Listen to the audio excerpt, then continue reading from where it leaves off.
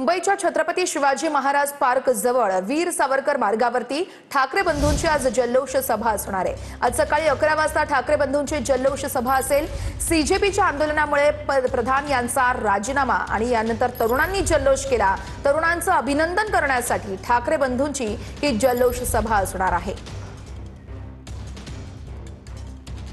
वीर सावरकर मार्गावरती जल्लोष सभा असेल। ही दोन दृश्य आपण बघत आहोत। ठाकरे बंधू यांची आज जल्लोष सभा असणार आहे।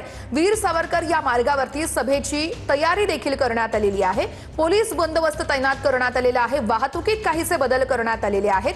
ठाकरे बंधूंची आज या सगळ्या तरुणांसोबत जल्लोष सभा असणार आहे। प्रधान यांनी राजीनामा दिल्यानंतर कॉकरोच जनता पार्टीचे देशभरातील आंदोलक जल्लोष साजरा करतायत आणि त्याच अनुषंगाने ही जल्लोष सभा असेल। गिरीश गायकवाड आमचे प्रतिनिधी आहेत आपल्यासोबत, आपल्याला सविस्तर अपडेट देत आहेत। गिरीश, ठाकरे बंधूंच्या जल्लोष सभा असणार आहे। वीर सावरकर मार्गावरती सभेची नेमकी तयारी कशी करण्यात आलेली आहे, वाहतुकीमध्ये नेमके काय काय बदल करण्यात आलेले आहेत, सविस्तर सांगाल?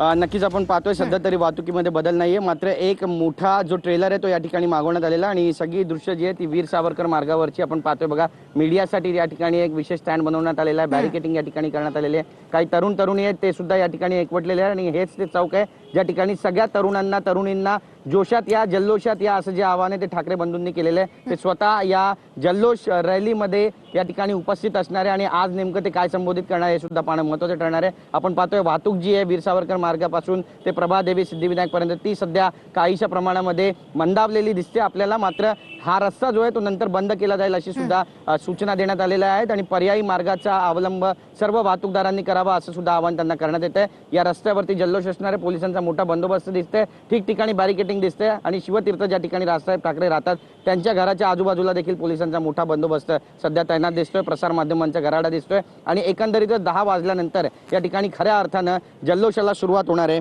कारण आपण पाहतोय की नीट पेपर फुटी प्रकरणी शिक्षण मंत्री धर्मेंद्र प्रधान यांच्या राजीनाम्यासाठी दिल्लीपासून मुंबईपर्यंत देशभरात तब्बल 26 दिवस पेटलेल्या आंदोलनानंतर आज अखेरकार त्याला यश आलेलं आहे, राजीनामा झालेला आहे आणि आता त्याचा जल्लोष साजरा करण्यासाठी या ठिकाणी सगळ्यांनी यावं असं आवाहन करण्यात। हो, निश्चितच गिरीश, यावरती आपण लक्ष ठेवून राहा, प्रत्येक अपडेट आपल्याकडून घेत राहणार आहोत। तुर्तास धन्यवाद।